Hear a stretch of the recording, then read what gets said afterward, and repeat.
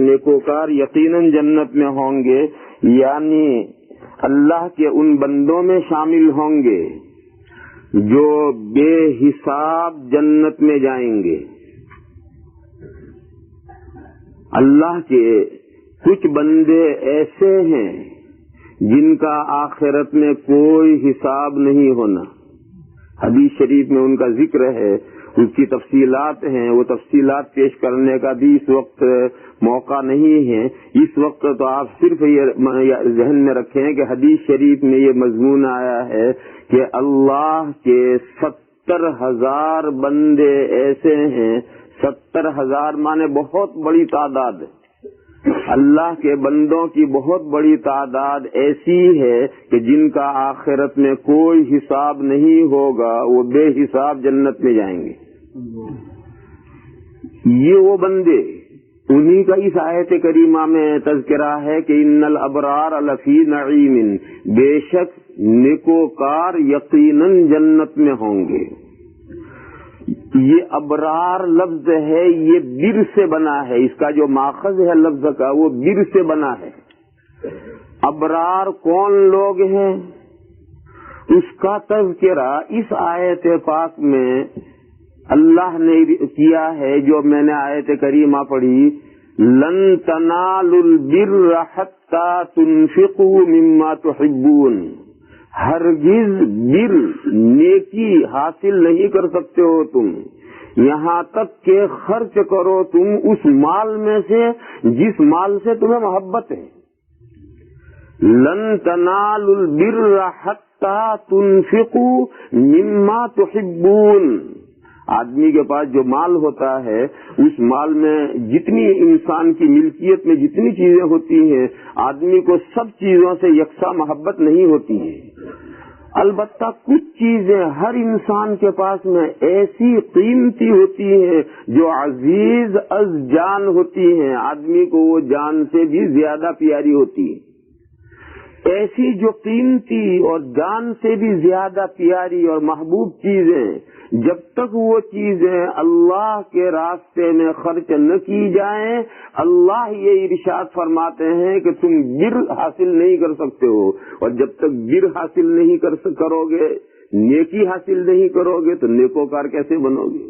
ابرار بننے کے لیے بر حاصل کرنا ضروری ہے، نیکوکار ہونے کے لیے نیکی حاصل کرنا ضروری ہے، اور نیکی کے لیے اللہ پاک یہ ارشاد فرماتے ہیں کہ یہ چیز تمہیں اس وقت تک حاصل نہیں ہو سکتی جب تک کہ تم اپنی محبوب چیزوں میں سے اللہ کے راستے میں خرچ نہ کرو۔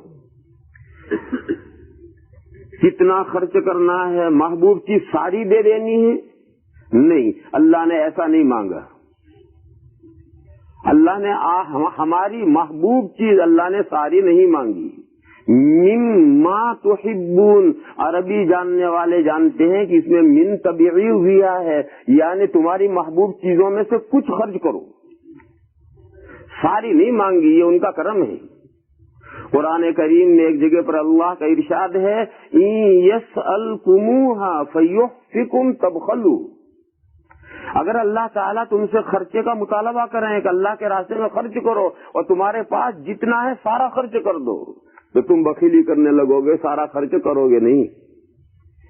يَسْأَلْكُمُوهَا فَيُحْفِكُمْ تَبْخَلُوا، اگر اللہ تعالیٰ تم سے مطالبہ کریں، ڈیمانڈ کریں کہ اللہ کے راستے میں خرچ کرو، بس وہ انتہائی درجے تک خرچ کرنے کا حکم دیں کہ تمہارے پاس جتنا ہے سارا خرچ کر دو، تو تب خلو تم بخیلی کرنے لگو گے۔ اس لیے اللہ جل شانہ عما نوالہ نے انسانوں کے طبیعتوں کی، مزاجوں کی رعایت فرما کر اللہ نے اتنا حکم دیا ہے جتنا حکم انسان برداشت کر سکتا ہے۔ قرآن کریم میں جگہ جگہ ہے، لا یکلف اللہ نفسا الا وسعہا، اللہ تعالیٰ نے ہر شخص کو اتنا ہی حکم دیا ہے جتنا اس کی گنجائش میں ہے۔ وما جعل علیکم فی الدین من حرج، اللہ نے تمہارے دین میں کوئی تنگی نہیں رکھی، ایسے سخت احکام اللہ تعالیٰ نے نہیں دیے ہیں کہ انسان اس پر عمل کر ہی نہ سکے۔ اس لیے اللہ تعالیٰ نے یہ نہیں فرمایا کہ تمہاری محبوب چیزیں ساری کی ساری خرچ کر ڈالو، یہ نہیں۔ من تبیز یہ لایا فرمایا کہ مما تحبون، تم اپنی محبوب چیزوں میں سے کچھ جب تک خرچ نہیں کرو گے اللہ کے راستے میں، بر اور نیکی نہیں حاصل کر سکتے اور ابرار نہیں بن سکتے۔ جنت میں جانے کا راستہ، ہموار ہونے کی شکل بس یہی ایک ہے، وہ بعض تھوڑا سا حصہ، کچھ حصہ، تھوڑا سا نہیں، کچھ حصہ کتنا ہوتا ہے؟ 1% بھی کچھ حصہ ہے، 2% بھی کچھ حصہ ہے، 10% بھی کچھ حصہ ہے، 25% بھی کچھ حصہ ہے، 40% بھی کچھ حصہ ہے، 50% بھی کچھ حصہ ہے، 60% بھی کچھ حصہ ہے، 80% بھی کچھ حصہ ہے، اور 99% یہ بھی کچھ حصہ ہے۔ ہاں 100 ہو گیا، 100% یہ کل ہو گیا، لیکن 100% سے نیچے 99 تک یہ سب بعض حصہ ہے، کچھ حصہ ہے۔ لہذا 1% سے 99% یہ سارے مرتبے ہیں۔ ان مرتبوں میں جس کو جتنی توفیق دے اللہ تعالیٰ وہ خرچ کرنا ہے، 100% اللہ نے نہیں مانگا۔ اس کے بعد ارشاد ہے وَمَا تُنْفِقُوا مِنْ شَيْءٍ فَإِنَّ اللَّهَ بِهِ عَلِيمٌ، اور جو کچھ خرچ کرو گے تم، بس بے شک اللہ تعالیٰ اسے خوب جاننے والے ہیں۔ 1% خرچ کرو گے اسے بھی اللہ جانیں گے، 10% کرو گے اسے بھی اللہ جانیں گے، 50% کرو گے اسے بھی اللہ جانیں گے، 99% کرو گے اسے بھی اللہ جانیں گے۔ کن نیتوں سے کیا ہے؟ 1% کیا ہے کس نیت سے کیا ہے؟ 50% کیا ہے کس نیت سے کیا ہے؟ 99% کیا ہے کس نیت سے کیا ہے؟ ان نیتوں کو بھی اللہ تعالیٰ جانتے ہیں، اور اللہ کے یہاں درجے نیتوں پر ملتے ہیں۔ یاد ہے آپ کو وہ حدیث شریف کہ جب غزوہ تبوک کا چندہ ہو رہا تھا تو حضور اکرم صلی اللہ تعالی علیہ وسلم نے صحابہ سے چندے کی اپیل کی کہ ابھی بہت بڑا لمبا سفر ہے اور بہت بڑا خرچہ ہے اور بہت بڑا لشکر ہے، لہذا جو آدمی جتنا دے سکتا ہو وہ چندہ پیش کرے۔ تو حضرت عمر فاروق رضی اللہ تعالی عنہ خود بیان کرتے ہیں کہ یہ موقع اتفاق سے ایسا موقع تھا کہ میرے پاس بہت مال تھا، اللہ نے بڑی گنجائش دے رکھی تھی، اور حضرت ابو بکر کے پاس ان دنوں میں کچھ نہیں تھا، تو میں زندگی بھر ابو بکر سے آگے بڑھنے کی کوشش کرتا رہتا تھا مگر کوئی موقع نہیں آتا تھا۔ آج موقع آ گیا تھا کہ ان کے پاس تو کچھ ہے ہی نہیں اور میرے پاس اتفاق سے اللہ کے فضل سے بہت تھا۔ چنانچہ جب حضور نے اپیل کی تو ہم اٹھے، اور میں نے دل میں سوچا کہ آج اتنا بڑا چندہ لاؤں کہ حضرت ابو بکر سے آگے بڑھ جاؤں۔ خیر گھر تشریف لے گئے اور جو کچھ ان کے پاس تھا ان سب کا ہاف کر دیا، انہوں نے ہر چیز کا ہاف کر دیا اور آدھا مال حضور کی بارگاہ میں لے آئے۔ حضور نے پوچھا عمر کتنا لائے، کتنا چھوڑ کر آئے؟ انہوں نے عرض کیا یا رسول اللہ آدھا لے آیا ہوں، آدھا پیچھے چھوڑ دیا ہے۔ حضور نے بہت دعائیں دی ان کو، اور وہ اپنے دل میں خوش ہیں کہ آج عمر سے میں نے بڑا چندہ دیا ہے۔ تھوڑی دیر کے بعد حضرت ابو بکر صدیق تشریف لائے، صرف کرتے کے دامن میں کھجوریں بھر کر، جو گھر میں کھجوریں تھی وہ سب، اور جو کچھ تھا وہ سب لے کر لا کر انہوں نے پیش کیا۔ حضور نے ان سے بھی سوال کیا ابو بکر کیا لائے اور کیا چھوڑ آئے؟ تو انہوں نے عرض کیا کہ یا رسول اللہ گھر میں جو کچھ تھا سب لے آیا ہوں، گھر میں اللہ اور اللہ کے رسول کا نام چھوڑ کر آیا ہوں۔ حضرت عمر ابھی بیٹھے ہیں، گئے نہیں۔ حضرت عمر فرماتے ہیں کہ میں نے دل میں سوچ لیا کہ اس شخصیت سے کبھی قیامت تک میں نہیں بڑھ سکتا ہوں، کیوں جس دن ان کے گھر میں کچھ نہیں تھا اس دن انہوں نے مجھے نہیں بڑھنے دیا، وہ دوسرے موقع پر کیا بڑھنے دیں گے؟ غرض حضرت عمر کا وہ 50% دیا ہوا پیچھے رہ گیا، اور حضرت ابوبکر صدیق کا وہ جھولی بھر کر دی ہوئی کھجوریں آگے بڑھ گئی۔ تو کتنے فیصد دیا ہے اسے بھی اللہ جانتے ہیں، اور کس نے کس نیت سے اور کس جذبے سے دیا ہے اسے بھی اللہ تعالیٰ خوب جانتے ہیں، اور ان کے دینے کی مقدار کو دیکھ کر، ان کے دلوں کے جذبات اور امید اور آرزوؤں کو دیکھ کر کل قیامت کے دن اللہ تعالیٰ انہیں مرتبے عطا فرمائیں گے۔ یہ مختصر سی ہدایات ہیں اس سلسلے کی جو آپ حضرات کے سامنے میں نے عرض کی۔ میرے بھائیو، اللہ جل شانہ و من والہ نے آپ حضرات کو اپنے فضل و کرم سے کھاتا پیتا بنایا ہے، اچھے حال میں بنایا ہے، کوئی شخص پریشان نہیں ہے، ہر شخص کے پاس کچھ نہ کچھ ضرور ہے، اور آپ حضرات میں سے بہت سے مومنین وہ بھی ہیں کہ اللہ تعالیٰ نے ان کو بہت کچھ دیا ہے، اور وہ اللہ کی نعمت سے مالا مال ہیں، اور اللہ کی نعمتوں میں وہ سرشار ہیں۔ یہ سب جو اس ملک کے مسلمانوں کے احوال ہیں، یہ اللہ کا فضل و کرم ہے، ان کی عنایتیں اور ان کی مہربانیاں ہیں۔ میرے بھائیوں، ان مہربانیوں اور عنایتوں کا جتنا شکر بجا لاؤ گے، اللہ تعالیٰ نعمتوں کو بڑھائیں گے، اور اگر نعمتوں کا شکر نہیں کرو گے، ناشکری کرو گے، تو نعمتیں چٹکی بجاتے ہوئے ختم ہو جائیں گے۔ نعمتوں کو ختم ہوتے ہوئے دیر نہیں لگتی۔ اللہ پاک کا ارشاد ہے، وَإِذْ تَأَذَّنَ رَبُّكُمْ لَئِن شَكَرْتُمْ لَأَزِيدَنَّكُمْ وَلَئِن كَفَرْتُمْ إِنَّ عَذَابِي لَشَدِيدٌ۔ اللہ نے یہ اعلان کر دیا ہے کہ اگر اللہ کی نعمتوں کا بندے شکر بجا لائیں گے تو اللہ تعالیٰ ان نعمتوں کو فزوتر فرمائیں گے، بڑھائیں گے، اور اگر بندے اللہ کی نعمتوں کی ناشکری کریں گے تو اللہ فرماتے ہیں کہ میری سزا بہت سخت ہے۔ اللہ تعالیٰ اس سزا سے ہماری حفاظت فرمائے، اور ہمیں اللہ تعالیٰ اپنی نعمتوں کا شکر بجا لانے کی توفیق عطا فرمائے۔ آپ حضرات جانتے ہیں کہ میں اس ملک میں پہلا نیا آیا ہوں، مجھے یہاں کے کچھ زیادہ احوال معلوم نہیں ہے، لیکن آج ہی میرے علم میں یہ بات آئی کہ یہ مسجد جس میں ہم اس وقت بیٹھے ہوئے ہیں، یہ بہت بڑے سرمایے سے 3 ملین کے سرمایے سے یہ مسجد قائم کی گئی۔ 3 ملین کوئی معمولی رقم نہیں ہوتی، بہت بڑی رقم ہے، لیکن آپ حضرات نے اپنی دریا دلی سے اس کا بڑا حصہ ادا کر دیا ہے، اور اللہ کا فضل ہے کہ بہت بڑی رقم اس کی ادا کر دی ہے۔ اب تو معمولی سا فنڈ رہ گیا ہے، یہ معمولی سا فنڈ آپ حضرات کے لیے کوئی بہت بڑی چیز نہیں ہے۔ اگر آپ حضرات ہمت کریں گے، ہمت مردہ مدد خدا،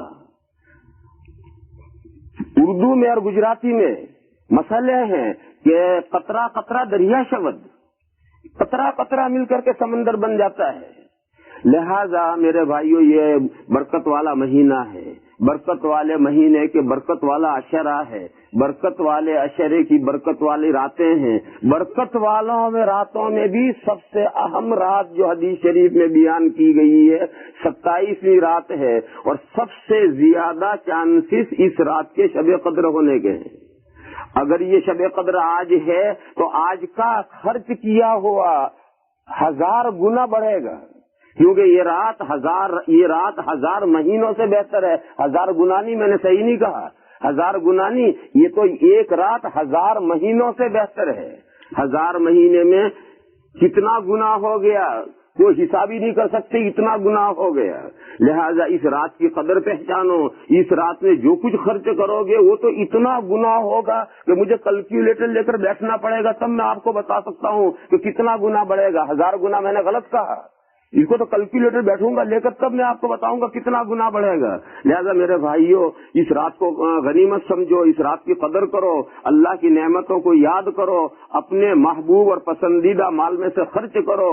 زکوٰۃ اور صدقے فطر تو اللہ کے فضل و کرم سے آپ خرچ کرتے ہی ہیں، اللہ تعالیٰ ان سب کو قبول فرمائے، لیکن اس کے بعد بھی جو آپ کا محبوب مال ہے اس میں اللہ تعالیٰ اس میں سے مانگتے ہیں، اور یہ فرماتے ہیں کہ جب تک اس میں سے تم خرچ نہیں کرو گے، ابرار نہیں بنو گے، اور جنت کا راستہ نہیں کھلے گا، اوپن نہیں ہوگا، وہاں نہیں ہوگا۔ لہذا یہ جو تھوڑا سا معمولی فنڈ باقی رہ گیا ہے، میرے علم میں معلوم ہے کہ 6-7 لاکھ کا کل فنڈ باقی رہ گیا ہے، اس کا مطلب تو یہ کہ 2/3 تو آپ گویا پورا کر چکے، اور اب 1/3 کا بھی تقریباً آدھا ہی رہ گیا ہے۔ لہذا ایک جھٹکا لگاؤ، معمولی سی بات ہے، بہت آسانی سے پورا ہو جائے گا۔ اور اب جو مولانا قاسم صاحب کو لکھواؤ اپنے نام اور پیش کرو اپنا تعاون، اللہ تعالیٰ سب کا تعاون قبول فرمائے۔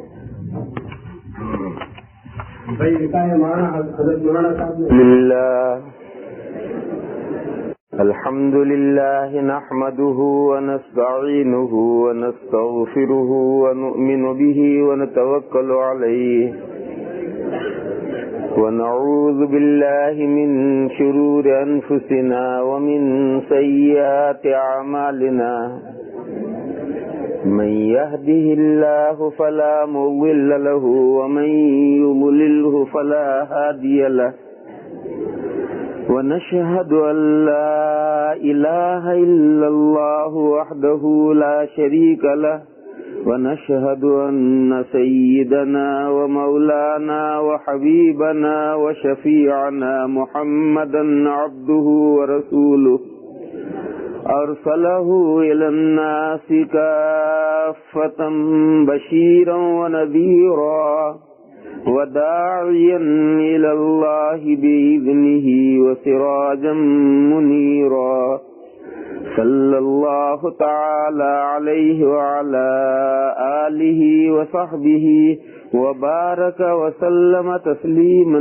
كثيرا كثيرا وبعد فأعوذ بالله من الشيطان الرجيم بسم الله الرحمن الرحيم فمن يعمل مثقال ذرة خيرا يره ومن يعمل مثقال ذرة شرا يره صدق الله مولانا.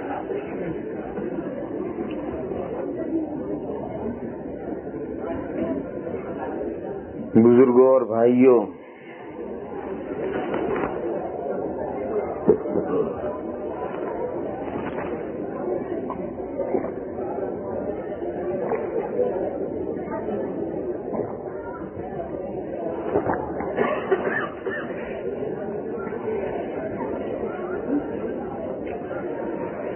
یہ قرآن پاک کی دو چھوٹی چھوٹی آیتیں ہیں، اور شاید ہی کوئی مسلمان اس مجمع میں ایسا ہوگا جسے یہ دو آیتیں یاد نہ ہوں۔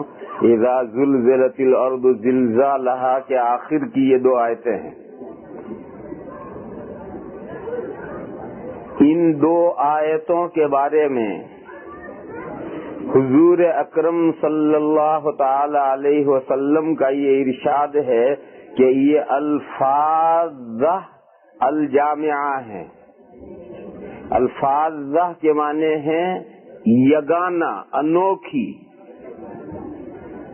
جس کو انگریزی میں کہتے ہیں یونیک،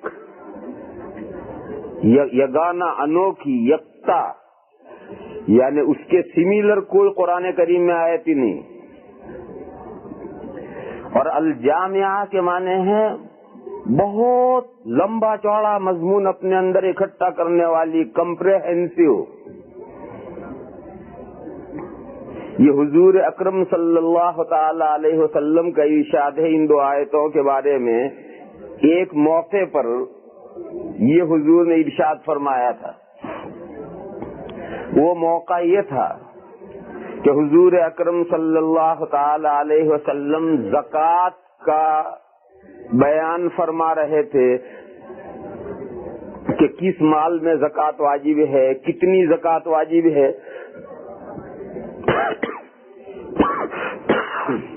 یہ بیان چل رہا تھا۔ حضور اکرم صلی اللہ تعالی علیہ وسلم نے اونٹوں کی زکوٰۃ بیان کی، گایوں بھینسوں کی زکوٰۃ بیان کی، بکریوں کی زکوٰۃ بیان کی کہ ان کا اتنا نصاب ہے، اس میں اس حساب سے زکوٰۃ واجب ہے۔ تو ایک صاحب نے سوال کیا کہ یا رسول اللہ، گھوڑوں میں زکوٰۃ واجب ہے یا نہیں؟ گھوڑوں میں نہیں، گھوڑے میں زکوٰۃ واجب ہے یا نہیں؟ حضور اکرم صلی اللہ تعالی علیہ وسلم نے ارشاد فرمایا کہ لیس علی المسلم فی فرسہ وعبدہ صدقۃ، مسلمان نے جو گھوڑا سواری کے لیے، جہاد کے لیے پالا ہے، جہاد کے لیے، سواری کے لیے، گھوڑا گاڑی میں چلنے کے لیے، سامان ڈھونے کے لیے، یعنی استعمال کے لیے آدمی نے جو گھوڑا پالا ہے، اسی طریقے سے جو غلام آدمی کے پاس سروس اور خدمت کے لیے ہیں، اس کے گھر میں کام کاج کرنے کے لیے ہیں، حضور نے فرمایا ان دونوں میں کوئی زکوٰۃ نہیں۔ یہ پرانے زمانے میں جب غلام باندھی ہوتے تھے تو اگر آدمی کے پاس گھر میں غلام ہے اور وہ غلام گھر کے کام کاج کے لیے ہے، بزنس کے لیے نہیں ہے، تو وہ جو گھر کے کام کاج کے لیے غلام ہے اس میں کوئی زکوٰۃ واجب نہیں ہے. لیکن اگر گھوڑا بزنس، اگر غلام بزنس کے لیے ہے تو اس میں زکوٰۃ واجب ہے. ایسے ہی گھوڑا آدمی نے پالا ہے رکوب، سواری کرنے کے لیے یا استعمال کرنے کے لیے، حضور نے فرمایا اس میں کوئی زکوٰۃ واجب نہیں ہے. ہاں اگر کوئی گھوڑے رکھتا ہے، بزنس کرتا ہے گھوڑوں کی، تو اس کے گھوڑوں میں زکوٰۃ واجب ہے. جب حضور نے یہ مسئلہ بیان کیا تو ایک صاحب نے پوچھا کہ یا رسول اللہ گدھوں کے بارے میں کیا حکم ہے؟ اگر کسی نے گدھے پالے ہوں، اس کے پاس گدھا ہو تو اس میں کوئی زکوٰۃ واجب ہے یا نہیں؟ حضور اکرم صلی اللہ تعالی علیہ وسلم نے ارشاد فرمایا کہ گدھوں کے بارے میں مجھ پر اللہ کا کوئی حکم نازل نہیں ہوا ہے. حضور نے فرمایا کہ گدھوں کے بارے میں مجھ پر اللہ کا کوئی حکم نازل نہیں ہوا. اور گدھے بھی بلا ایسے ہیں کہ اللہ کا حکم آیا ان نالائقوں کے بارے میں.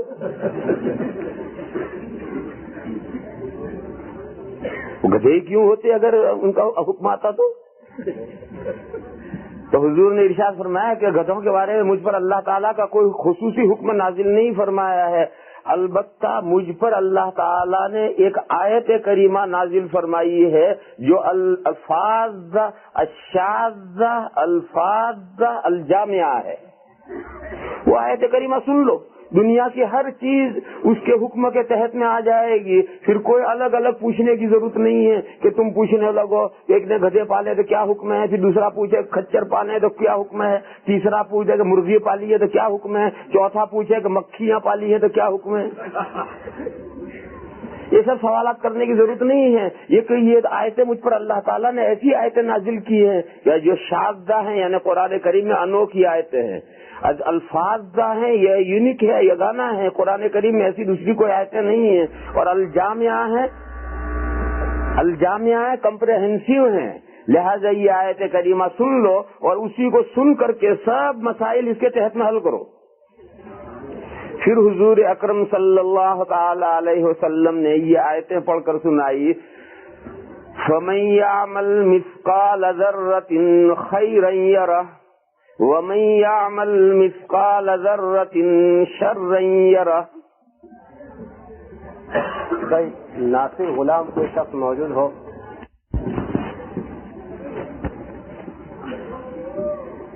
ان آیات پاک میں اللہ پاک جل شانہ و من والہ نے یہ ارشاد فرمایا ہے. اوپر سے قیامت کا ذکر آ رہا ہے، اذا زلزلت الارض زلزالها، یہاں سے قیامت کا ذکر آ رہا ہے کہ جب قیامت کا دن آ جائے گا تو جس شخص نے ذرہ بھر نیکی کی ہے وہ اپنی نیکی کو دیکھ لے گا، یعنی وہ نیکی اس کے سامنے آ جائے گی، اس کی وہ نیکی اسے مل جائے گی.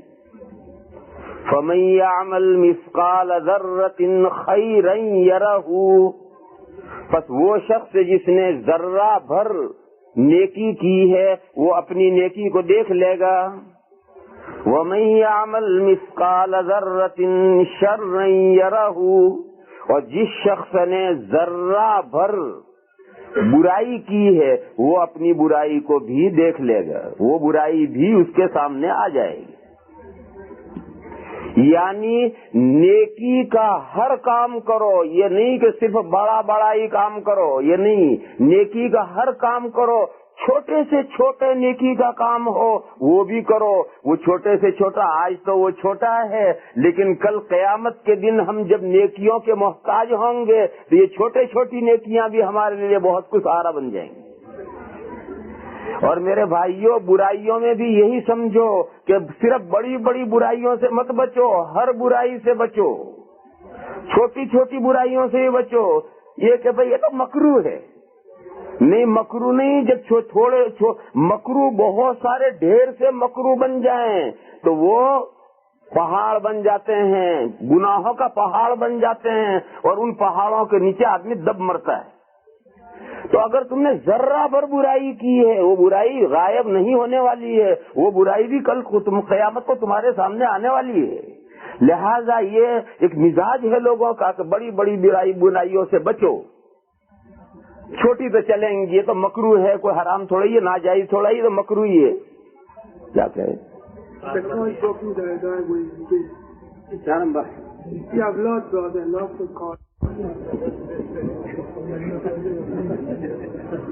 لا الہ، یہی تو ضرورت مند ہو شاید. اس کی گاڑی جا نکل کے دینی چاہیے اسے.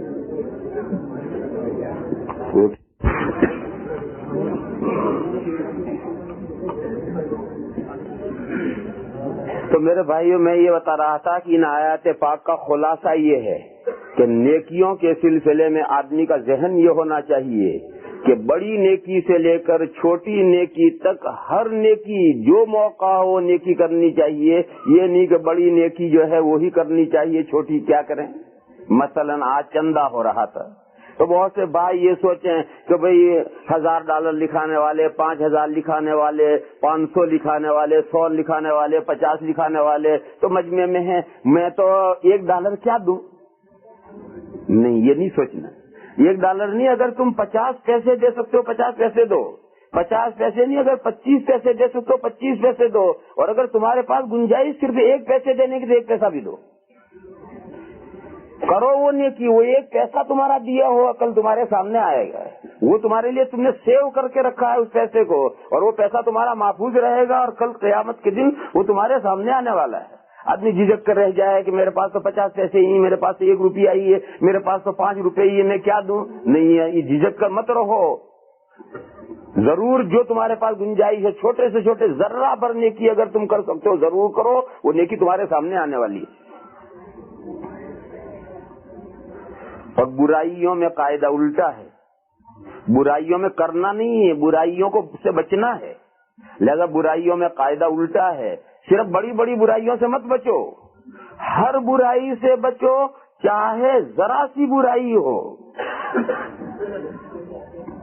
چھوٹی سے چھوٹی ذرہ پر برائی ہو، اس سے بھی بچو. کیا ہے؟ السلام علیکم ورحمۃ اللہ وبرکاتہ. سارے جہاں پتہ چلے کس کی، یہ سب جائیں تو پتہ چلے گا، ویسے کیسے پتہ چلے گا. خیر میرے بھائیو سنو، بات میں جلدی ختم کر دیتا ہوں تاکہ یہ الجھن دور ہو. سن لو. تو یہ آیات کریمہ ہیں، نیکی کے بارے میں یہ ضابطہ ہے، برائیوں کے بارے میں یہ ضابطہ ہے. یہاں اس وقت مسئلہ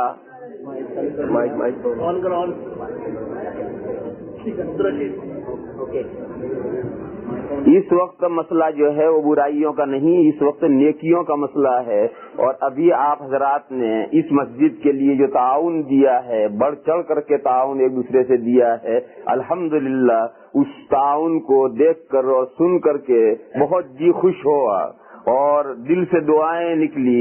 اللہ تعالیٰ آپ کے اعمال حسنہ میں خوب خوب برکتیں عطا فرمائے، اور اللہ تعالیٰ ملت کے تعلق سے ہمیشہ آپ کو اسی طرح سے بلند حوصلہ عطا فرمائے، اور ہمیشہ ملت کے اجتماعی کاموں میں ایک دوسرے سے بڑھ چڑھ کر کے حصہ لینے کی توفیق عطا فرمائے. میرے بھائیو اسی طریقے سے اگر آج سبھی مسلمان حصہ لیتے رہیں تو ملت کا کوئی بڑے سے بڑا کام اور کوئی چھوٹے سے چھوٹا کام، کوئی مشکل کام نہیں.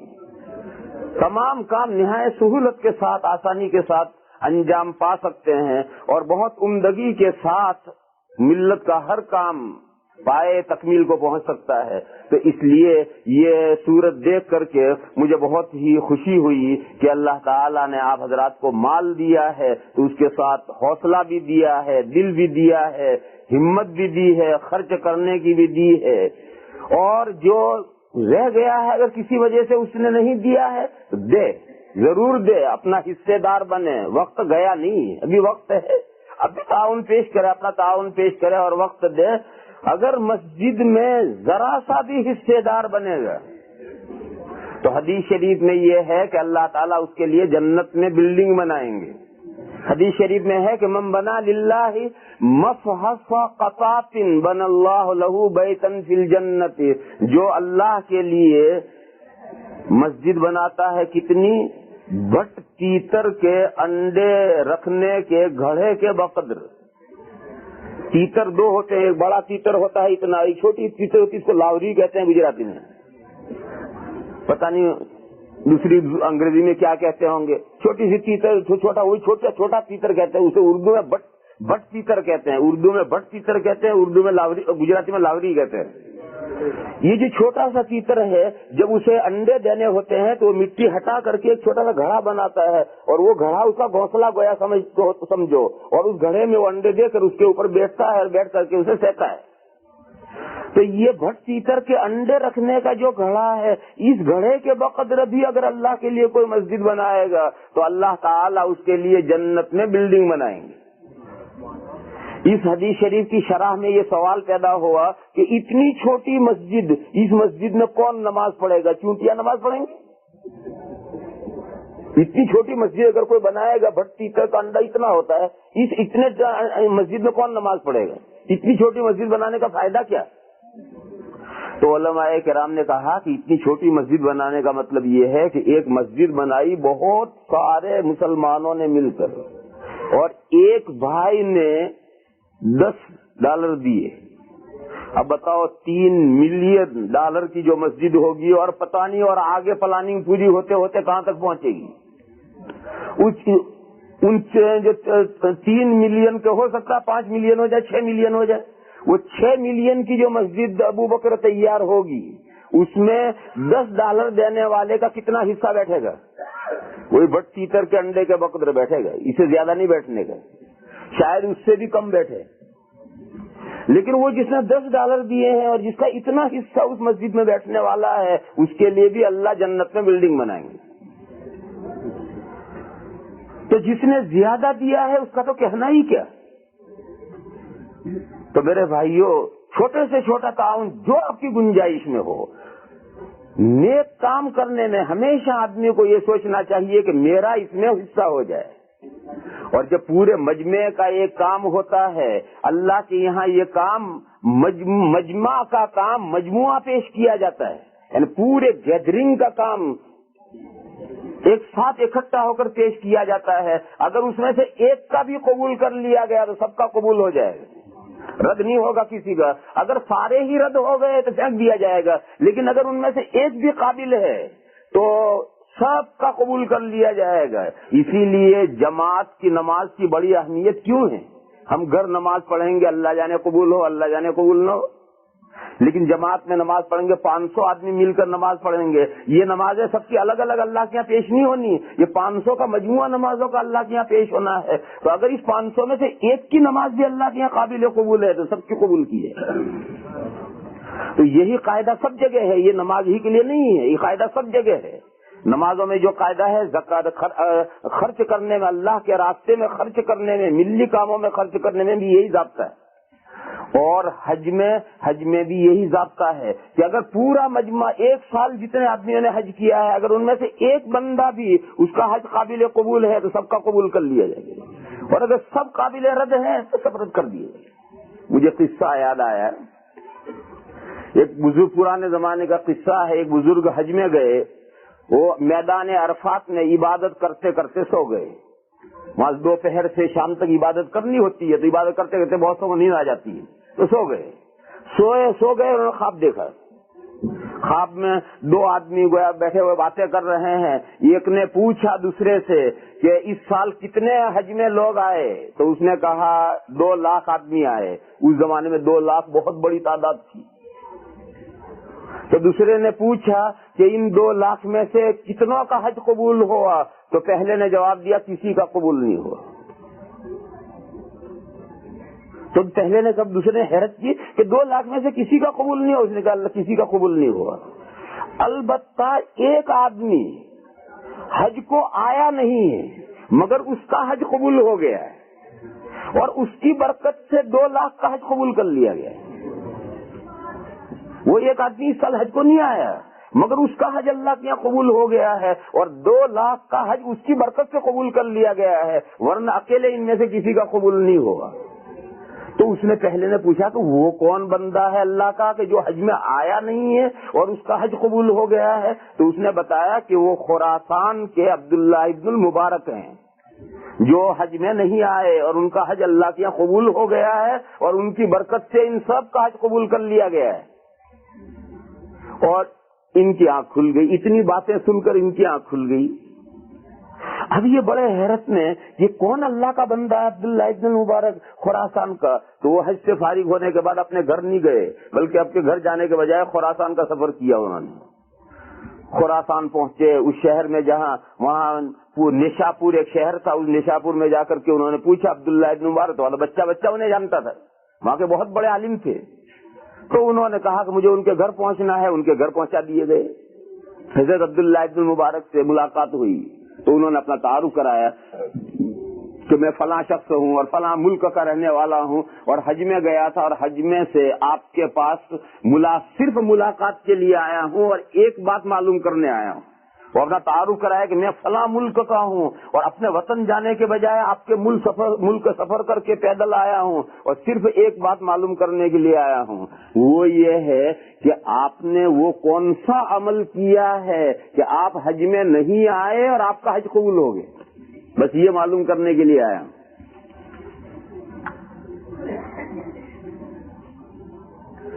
حضرت ابن المبارک رحمت اللہ علیہ نے فرمایا کہ بھئی میرا وہ عمل جو تھا وہ تو بتانے کا نہیں ہے، لیکن اب تم اتنی مشقت اٹھا کر کے آئے ہو، اب تمہیں نہ بتاؤں یہ بھی بہت مشکل ہے، باقی وہ عمل میرا بتانے کا نہیں ہے، تم یہ بتاؤ مجھے کہ تمہیں یہ معلوم کیسے ہوا میرا حج قبول ہوا؟ تو انہوں نے پورا قصہ سنایا کہ میں میدان عرفات میں میری ذکر کرتے کرتے اللہ کو یاد کرتے کرتے آنکھ لگ گئی اور میں نے ایسا خواب دیکھا ہے، اور خواب میں 2 آدمیوں میں یہ باتیں ہوئی ہیں، اس لیے میں آیا ہوں۔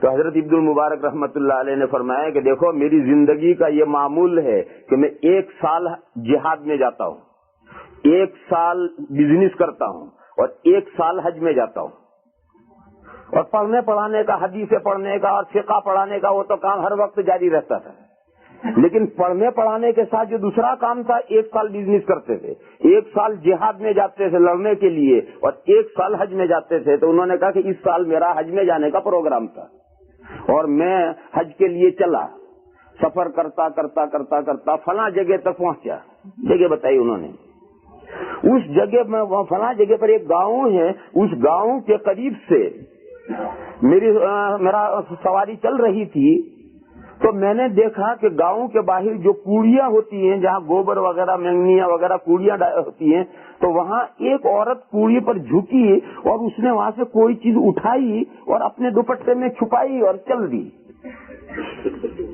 اور اس کا یہ عمل کرنا اور میری سواری کا وہاں سے گزرنا۔ تو مجھے شبہ ہوا کہ اس نے یہاں سے کیا چیز اٹھائی اور یہ چھپا کر کیوں لے جا رہی ہے۔ تو میں نے اس عورت کو روکا کہ رک بھائی، کیا اٹھایا تو نے یہاں سے بتا۔ تو اس عورت نے کہا کہ یہ آپ مجھ سے نہ پوچھیں۔ تو مجھے اور شک ہوا تو بھائی آخر وہ ایسی کیا چیز ہے جو بتاتی نہیں، تو میں نے اصرار کیا تو وہ رونے لگی، تو مجھے اور شک ہوا کہ آخر معاملہ کیا ہے۔ جب میں نے بہت زیادہ اصرار کیا تو اس نے یہ کہا کہ آپ یہ بات مجھ سے پوچھا ہی نہ، لیکن جب میں نے کسی قیمت پر اسے نہیں جانے دیا تو اس نے دوپٹے میں سے ایک مرا ہوا کبوتر نکال کے دکھایا اور اس نے کہا کہ میرے بچے 7 دن سے بھوکے ہیں، میرے پاس کوئی ذریعہ نہیں ہے، اور آج بچوں کی اتنی بےتابی تھی بچوں کی بھوک سے کہ میں نکلی کہ کہیں سے کوئی چیز لاؤں، تو یہاں جا رہی تھی تو کبوتر مرا ہوا تھا تو میں اسے گھر لے جا رہی ہوں، بچوں کو پکا کے کھلاؤں۔ حضرت عبداللہ ابن مبارک رحمت اللہ علیہ فرماتے ہیں کہ بس میں نے وہیں ارادہ کیا کہ اب میرے لیے حج کے لیے جانا درست نہیں ہے، میں نے وہ اپنا حج کا ساری رقم خرچہ اس عورت کو دے کر کے گھر واپس چلا آیا۔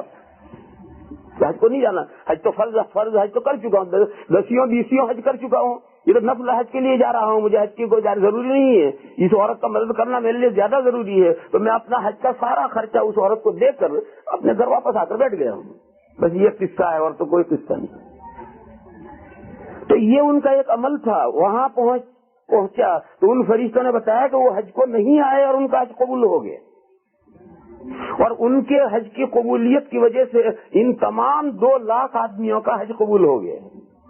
مجھے تو بھائیوں اس واقعے میں اور قصے میں یہ بتانا ہے کہ اللہ کے یہاں جو حج کا عمل پیش ہوتا ہے وہ الگ الگ پیش نہیں ہوتا ہے، اکٹھا ہو کر پیش ہوتا ہے، اور اس اکٹھا ہونے میں جن کے پکے ارادے ہوتے ہیں ان کا بھی اندر کو اکٹھا ہو کر کے قبول ہو جاتا ہے. تو حج کے لیے بھی یہی ضابطہ ہے کہ پوری گیدرنگ کا ایک عمل بن کر ایک حج اللہ کے یہاں جاتا ہے. اللہ کے راستے میں جو ملی کاموں کے لیے خیراتیں کی جاتی ہیں وہ خیراتیں بھی الگ الگ نہیں جاتی ہے, وہ سب کی اکٹھا ہو کر ایک عمل بن کر اللہ کے یہاں پیش ہوتی ہیں. جماعت کی نماز بھی الگ الگ نہیں جاتی ہیں, سب کی اکٹھا ہو کر جمع ہو کر ایک نماز بن کر اللہ کے یہاں جاتی ہے. مجمع بیٹھ کر جو دعا کرتا ہے وہ دعا بھی اللہ کے یہاں الگ الگ نہیں جاتی ہے, سب کی دعائیں مل کر ایک دعا بن کر وہ اللہ کے یہاں پیش ہوتی ہے. اور اگر سارے ہی مجمع کا عمل قابل رد ہے تو رد کر دیا جائے گا, لیکن اگر پورے مجمع میں ایک آدمی کا بھی عمل قابل قبول ہے تو ایک کا قبول نہیں کیا جائے گا, بلکہ سارے ہی مجموعوں کا عمل اللہ کے یہاں قبول کر لیا جائے گا. اس لیے میرے بھائیوں, آج جن بھائیوں نے بڑے سے بڑی رقمیں دی ہیں, چھوٹا سا چھوٹا تعاون کیا ہے, ان سب کا ایک عمل بن کر کے اللہ کے یہاں جائے گا, اور انشاءاللہ ان میں بہت سے مقبول بندے ہوں گے جنہوں نے اخلاص کے ساتھ دل کی گہرائی سے اللہ کی خوشنودی کے لیے اور اللہ کی رضا جوئی کے لیے دیا ہوگا, اور ان کی برکت سے اللہ تعالیٰ ان سب کو قبول کریں گے. اور اب بھی جو پیش کریں گے تعاون ان کو بھی قبول کریں گے اللہ تعالیٰ, آگے بھی جو تعاون پیش کریں گے اسے بھی اللہ تعالیٰ قبول فرمائیں گے, کیونکہ اللہ تعالیٰ نے یہ ضابطہ نازل فرمایا ہے کہ اگر بندہ چھوٹی سے چھوٹی نیکی کرے گا تو وہ نیکی بھی کل قیامت کے دن اس کے سامنے آ جائے گی, کسی کی کوئی نیکی ضائع نہیں ہونے والی ہے. اور کوئی چھوٹی سے چھوٹی برائی کرے گا تو وہ برائی بھی کل اس کے سامنے آنے والی ہے. لہذا میرے بھائیوں اور میری بہنوں, ہر برائی سے اپنے آپ کو بچاؤ, کسی برائی کو برائی مت سمجھو.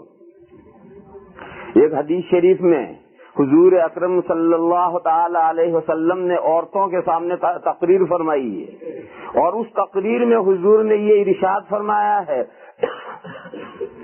کہ لا تحقرن جارۃ لجارۃ ولو فرس نشاۃ. حضور نے فرمایا کہ اگر ایک پڑوسن اپنی پڑوسن کے پاس کوئی معمولی چیز بھی بھیج سکتی ہے, گفٹ بھیج سکتی ہے, خیرات دے سکتی ہے, ہیلپ دے سکتی ہے, تعاون دے سکتی ہے, تو اسے معمولی نہ سمجھے. لا تحقرن, معمولی نہ سمجھے. اگر وہ فرسنا شاطن, بکری کا جو کھر ہے نیچے, جو کھر جڑ کے دو الگ الگ ہو جاتے ہیں, یہ کھر جو ہیں یہ کھر پکائے جاتے ہیں, اوپر سے گرم کر کے سینک کر کے اوپر سے نکال دیے جاتے ہیں, پھر اندر کے پکائے جاتے ہیں. تو اگر اس نے بکری کے یہ کھر پکائے ہیں اور اس میں سے ایک کھر اگر کٹورے میں شوربا اور کھر اپنی پڑوسن کے پاس بھیج سکتی ہے, پڑوسن کے پاس ہدیہ بھیج سکتی ہے, پڑوسن غریب ہے اس کے پاس میں صدقہ بھیج سکتی ہے, اس کے پاس ہیلپ بھیج سکتی ہے, حضور نے فرمایا اسے حقیر مت سمجھو, اسے ضرور بھیجو. ایسے چھوٹے چھوٹے عورتوں کے جو نیک کام ہیں, یہ نیک کام بھی اللہ تعالی کے یہاں ذخیرہ آخرت بنیں گے, اور جب انسان آخرت میں عمل کے لیے ترس رہا ہوگا تو یہ چھوٹے چھوٹے کام بھی اس کے لیے بہت بڑا سہارا بنیں گے. حضور اکرم صلی اللہ تعالی علیہ وسلم کا ارشاد ہے کہ انسان بہت سی مرتبہ ایک نیکی ہوتی ہے, اس نیکی کو لا یبالی بھی, وہ سمجھتا ہے کہ اتنی چھوٹی نیکی کیا کروں,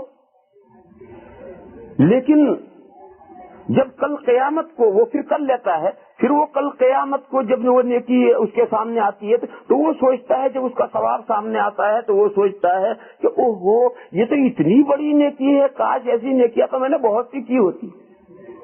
مثال کے طور پر راستے میں کوئی تکلیف دہ چیز ہے, راستہ چلنے والوں کو تکلیف پہنچا سکے ایسی چیز ہے, اسے راستے سے ہٹا دینا.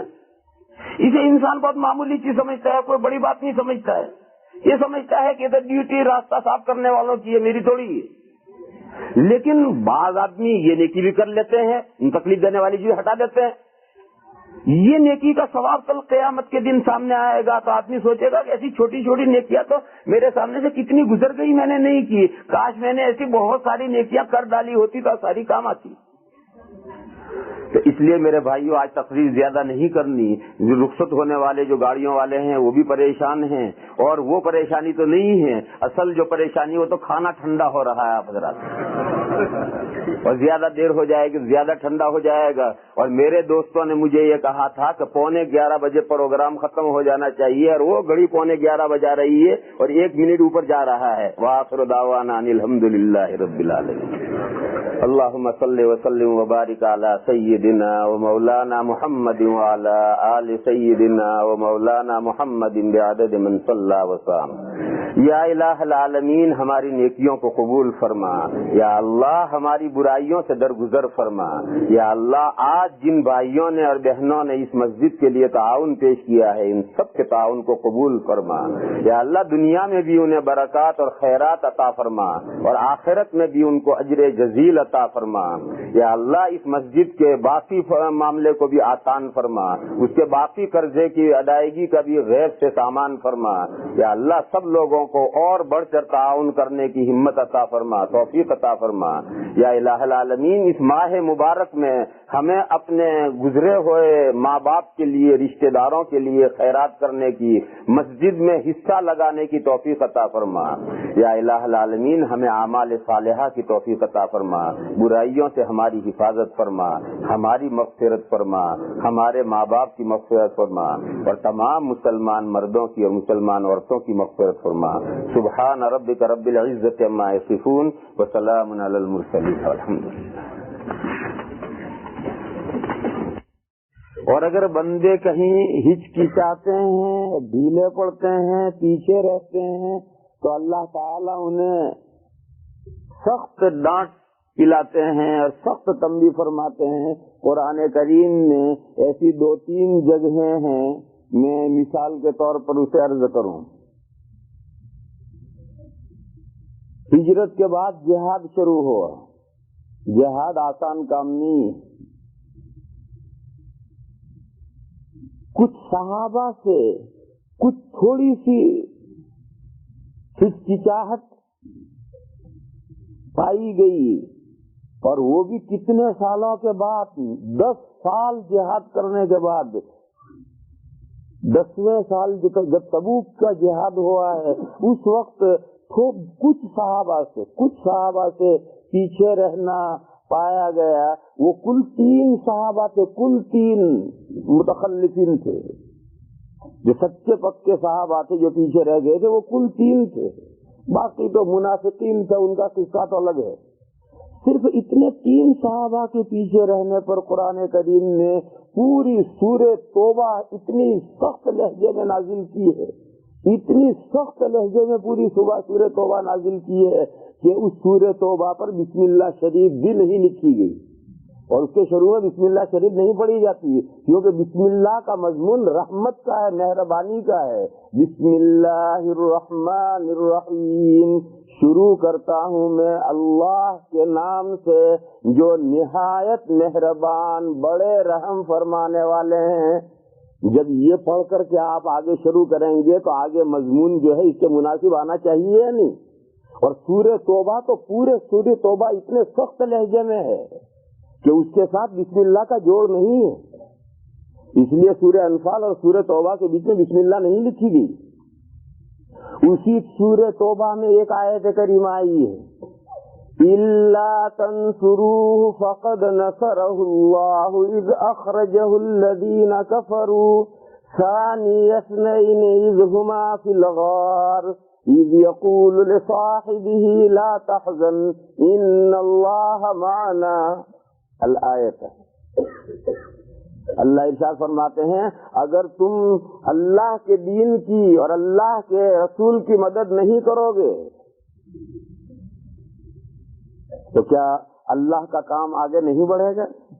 اللہ کے دین کا کام پورا نہیں ہوگا؟ اللہ کے رسول کا مشن آخر تک نہیں پہنچے گا؟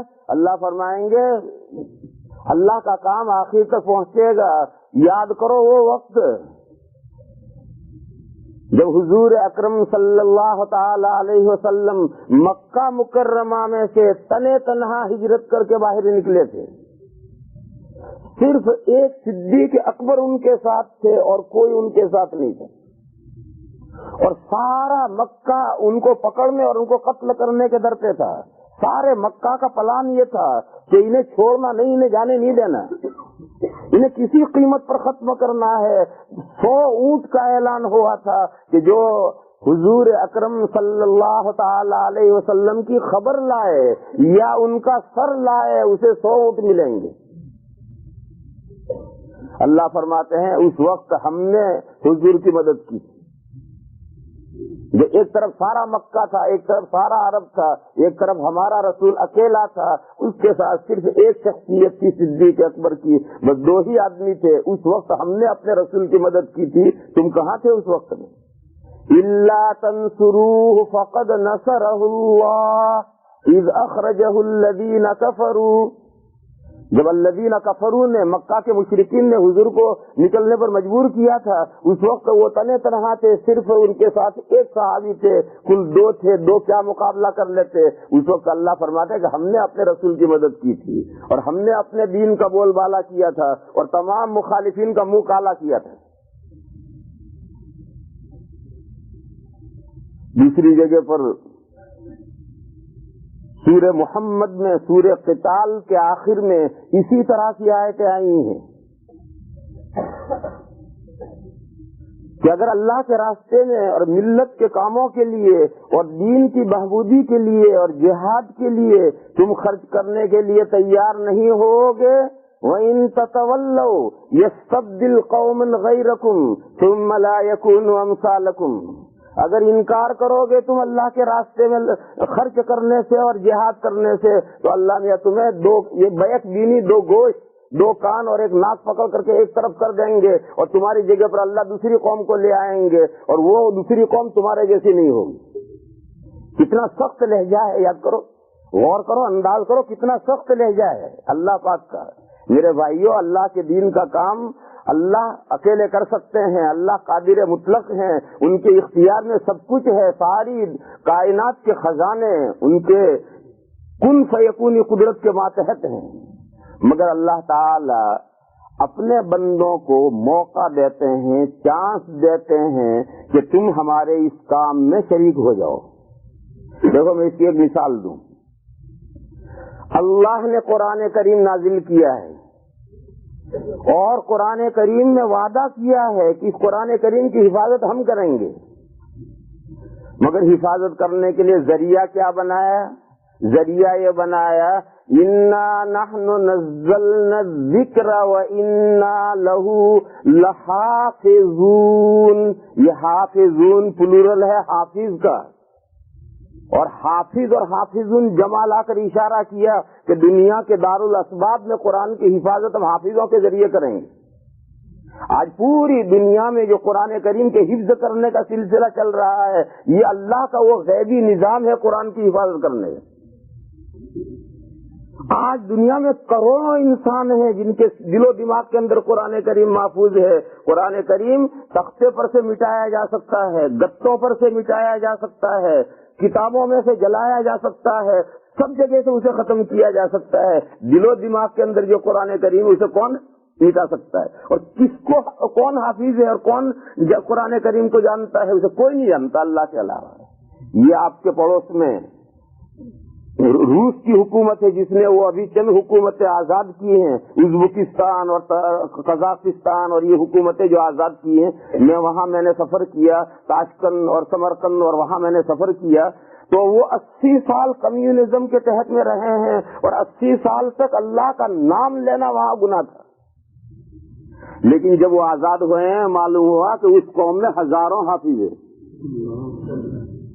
ارے بھائی یہ کیسے حافظ ہوئے؟ میں نے وہاں جا کے پوچھا لوگوں سے کہ بھائی یہ کیسے حافظ ہوئے؟ کا نظام یہ تھا کہ صبح بچے الگ الگ سب جنگل میں لکڑیاں چننے کے لیے جا رہے ہیں، کوئی ادھر لکڑیاں چننے جا رہا، کوئی ادھر لکڑیاں، کوئی ادھر لکڑیاں چننا، اور لکڑیاں چن کر کہیں گٹھڑ بنا کر رکھ دیتے تھے، اور ایک پہاڑ میں کوئی کھو متعین تھی، اس کھو میں پہنچ جاتے تھے، اور استاد بھی ایسے ہی لکڑی لے کر، کلاڑی لے کر، رسیاں لے کر وہ بھی لکڑیاں چننے جا رہا ہے، اس نے بھی کاٹ کر کے ایک بھارا لکڑیوں کا بنا کر وہ بھی اس کھو میں پہنچ گیا، اور وہاں قرآن کریم کا سبق ہوتا تھا اور قرآن کریم کا حفظ ہوتا تھا، اور شام کو سب لکڑیاں اٹھا کر الگ الگ اپنے گھر گئے، کوئی کسی کو پہچانتا نہیں۔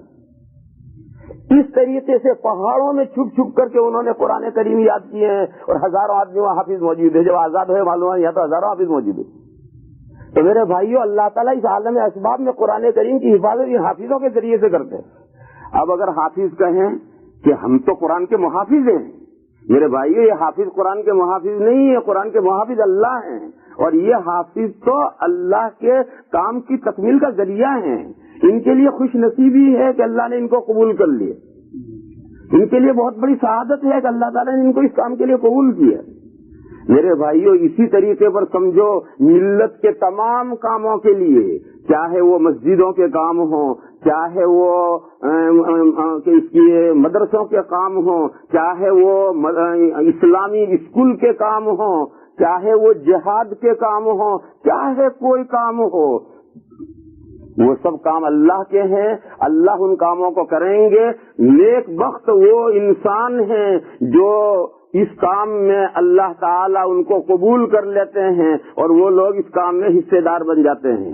ان کا لوگوں کا فائدہ کیا ہے؟ ان آیات کریمہ میں فائدہ بیان کیا گیا ہے، ایک خاص مضمون بیان کیا گیا ہے، قد افلح من تزکا، تحقیق یقیناً کامیاب ہو گئے وہ لوگ جو ستھرے ہوئے۔ قد افلح من تزکا، یہ کامیابی کون سی ہے؟ آخرت کی کامیابی ہے۔ آخرت میں کامیاب سکسیسفل کون ہوں گے؟ جو ستھرے ہو گئے، کلین ہو گئے۔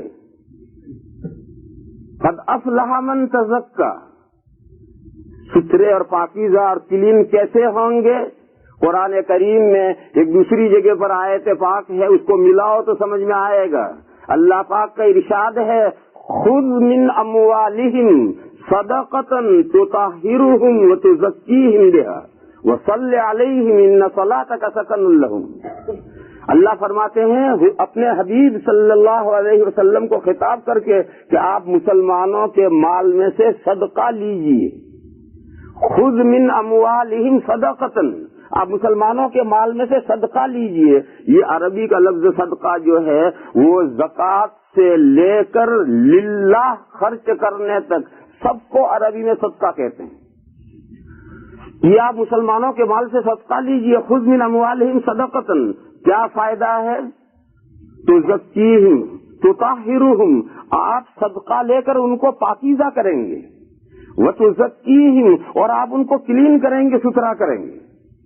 معلوم ہوا کہ اللہ کے راستے میں زکوٰۃ دینا، صدقے فطر دینا، صدقہ واجبہ دینا، صدقہ نافلہ دینا، للہ خرچ کرنا، یہ جتنا اللہ کے راستے میں خرچ کیا جائے گا، چاہے غریبوں پر خرچ کیا جائے، چاہے ملت کے کاموں میں خرچ کیا جائے، یہ اللہ کے لیے خرچ کرنا یہ آدمی کو گناہوں سے پاک صاف کرتا ہے، اور گناہوں سے پاک صاف ہونے پر آخرت کی کامیابی موقوف ہے۔ میرے بھائیوں یہاں یہ مضمون بھی سمجھ لینا چاہیے۔ بعض لوگ ایک خواہ کا سوال کرتے ہیں، وہ سوال یہ کرتے ہیں کہ ہم گورنمنٹ کو بھی انکم ٹیکس دیتے ہیں اور شریعت کو بھی زکوٰۃ دیتے ہیں، تو ہم تو ڈبل ٹیکس دیتے ہیں، ہمیں تو ڈبل ٹیکس دینا پڑتا ہے۔ یہ بعض بھائیوں کے ذہن میں یہ سوال آتا ہے، میرے بھائیوں یہ جو اللہ کے راستے میں دیتے ہو، جو زکوٰۃ دیتے ہو اور جو یہ خرچ کرتے ہو، یہ ٹیکس نہیں ہے، یہ تو ہماری اپنی گناہوں سے صفائی کے لیے اور ہماری کلیننس کے لیے اللہ تعالیٰ نے ایک انتظام فرمایا ہے۔ یہ ٹیکس نہیں ہے، ٹیکس تو وہ ہے جو گورنمنٹ لیتی ہے، انکم ٹیکس ہو یا ہاؤس ٹیکس ہو یا جو ٹیکس ہو، وہ سب ٹیکسز ہیں۔ اور اللہ کے راستے میں جو خرچ کرنا ہے اس ٹیکس اس کے قریب بھی نہیں پھٹکتا ہے۔ یہ تو عبادت ہے اور بہت بڑی عبادت ہے، اور اس عبادت کے ذریعے سے اللہ تعالیٰ بندوں کو پاک صاف کرتے ہیں۔ یہ آیت کریمہ صاف صریح ہے کہ خذ من اموالہم صدقۃ تطہرہم وتزکیہم بہا، آپ لوگوں کے اموال میں سے صدقہ لیجئے اور صدقہ لے کر ان کو پاکیزہ کیجئے، ان کو ستھرا اور کلین کیجئے۔ لہذا میرے بھائیو آخرت کی کامیابی اسی پر موقوف ہے کہ آدمی اللہ کے راستے میں خوب خرچ کرے۔ یہ ٹھیک ہے کہ اللہ نے یہ کہیں نہیں مطالبہ کیا کہ تمہارے پاس جتنا ہے سب دے دو اللہ کے راستے میں، اللہ نے ایسا مطالبہ نہیں کیا، لیکن اللہ تعالیٰ نے یہ مطالبہ ضرور کیا ہے کہ تمہارے پاس ضرورت سے زائد جتنا ہے اس کے خرچ کرنے میں دریغ نہ کرو۔ قرآن کریم میں آیت ہے یسألونک ماذا ينفقون قل العفو، لوگ حضور سے پوچھتے ہیں کہ یا رسول اللہ ہم اللہ کے راستے میں کتنا خرچ کریں؟ قرآن کریم نے کہا کہ آپ ان سے جواب دیجئے کہ تمہاری ضروریات سے جو زائد ہے، اپنی ضرورتوں سے جو بچا ہوا ہے، وہ سب اللہ کے راستے میں خرچ کرو۔ یہ قرآن کریم میں سورہ بقرہ میں آیت پاک ہے اور اس میں یہ حکم دیا گیا ہے قل العفو۔